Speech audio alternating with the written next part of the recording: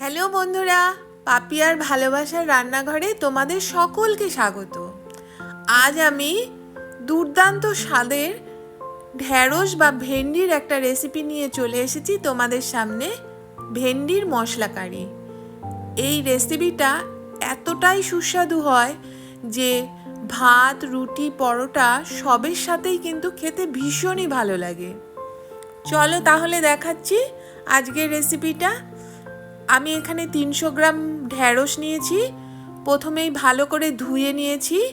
এই ঢ্যাঁড়সগুলোর মাথার দিক থেকে এবং পিছন দিক থেকে কিছুটা অংশ করে কেটে বাদ দিয়ে আমি পুরো ঢ্যাঁড়সটাই গোটা গোটা রেখে দিচ্ছি।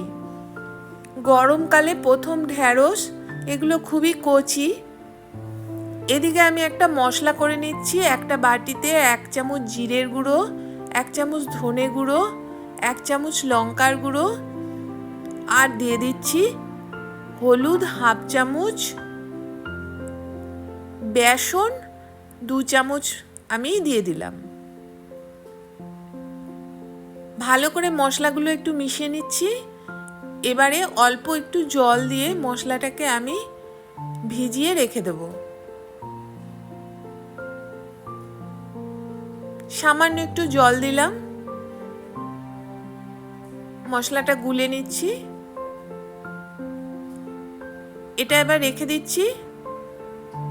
এদিকে দেখো, আমি গ্যাসে একটা কড়া বসিয়ে নিয়েছি। কড়াটা গরম করে এর মধ্যে দিয়ে দিচ্ছি সাদা তেল। সাদা তেল 4 চামচ দিয়ে দিলাম। তেলটা গরম হয়ে যাবার পর আমি এখানে একটা বড় সাইজের পেঁয়াজ 4 টুকরো করে কেটে এর পাপড়িগুলো এইভাবে ছাড়িয়ে নিয়েছি। এবারে তেলের মধ্যে প্রথমেই এই পেঁয়াজটা আমি ভেজে নেব। হালকা করে ভেজে নেব। যখন হালকা একটু গোলাপি কালার হবে তখনই আমি পেঁয়াজগুলো কিন্তু তুলে নেব। হয়ে গেছে পেঁয়াজগুলো ভাজা, এবারে আমি তুলে নিচ্ছি।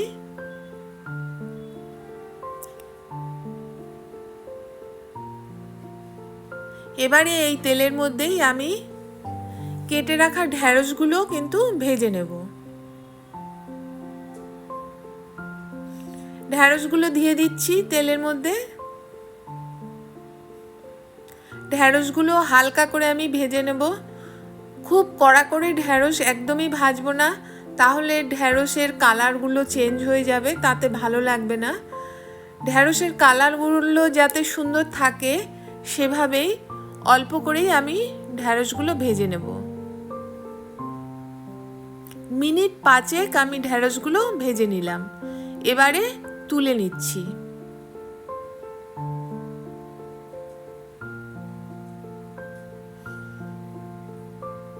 এই তেলের মধ্যেই এবারে আমি রান্নাটা করব।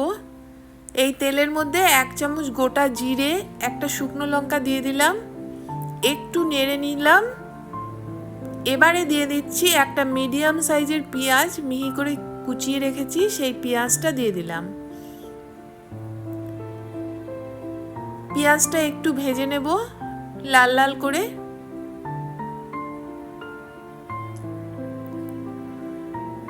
পেঁয়াজটা ভাজা হয়ে গেছে। এবারে আমি এর মধ্যে একটা বড় সাইজের টমেটো স্লাইস করে কেটে নিয়েছি, সেটা দিয়ে দিলাম।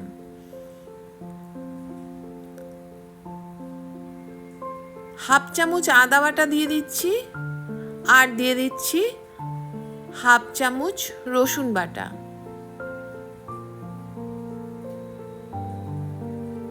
আদা রসুনটা একটু ভালো করে আমি ভেজে নেব।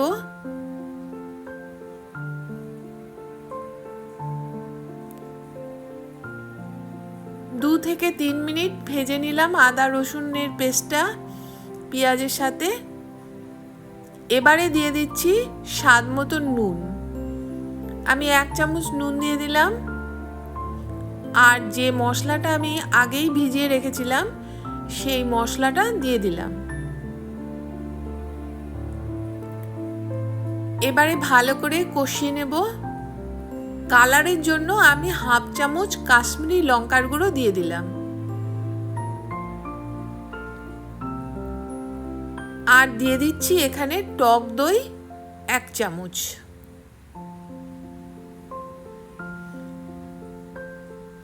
এতে টেস্টটা কিন্তু দারুণ হবে। মশলাগুলো ভালো করে একসঙ্গে মিশিয়ে নিচ্ছি। মিশিয়ে নিয়ে দইটা দেবার সময় গ্যাসটা কিন্তু আমি একদম কমিয়ে দিয়েছিলাম, নইলে দইটা কেটে যেতে পারে। একটু মিশিয়ে নেবার পর তারপরে আমি গ্যাসটাকে বাড়িয়ে দেব। মিশানো হয়ে গেছে। এবারে আমি মশলাটা ভালো করে কষে নিয়েছি। এবারে ভেজে রাখা ঢ্যাঁড়সগুলো এই মশলার মধ্যে দিয়ে দিলাম। আর যে পেঁয়াজগুলো আমি ভেজে রেখেছিলাম সেই পেঁয়াজগুলো এতে দিয়ে দিলাম। মশলার সাথে ভালো করে মিশিয়ে নেব ঢ্যাঁড়স এবং পেঁয়াজগুলো।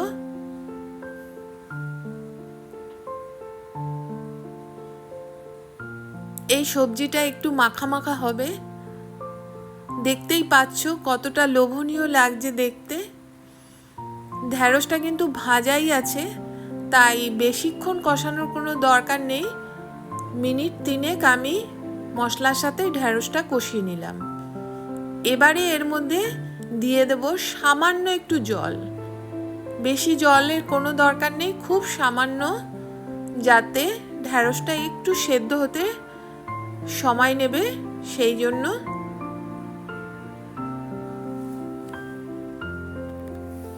ঢাকা দিয়ে রেখে দিচ্ছি কিছুক্ষণের জন্য।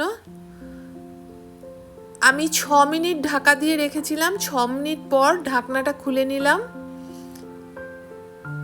ঢ্যাঁড়স বা ভেন্ডিগুলো কিন্তু একেবারেই সেদ্ধ হয়ে গেছে, আর একটা সুন্দর মাখো মাখো ভাবও চলে এসছে।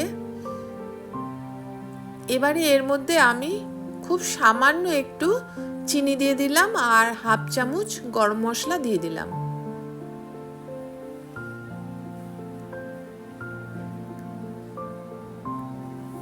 এবারে ভালো করে মিশিয়ে নিয়ে দেখো কত সুন্দর লাগছে। এবারে গ্যাস বন্ধ করে এটা আমি নামিয়ে নিচ্ছি। এটা ভাত রুটি সবের সাথেই কিন্তু খুব ভালো লাগে খেতে।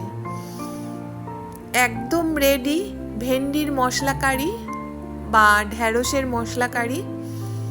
তোমরা এভাবে বানিয়ে দেখতে পারো, ভীষণই ভালো লাগবে।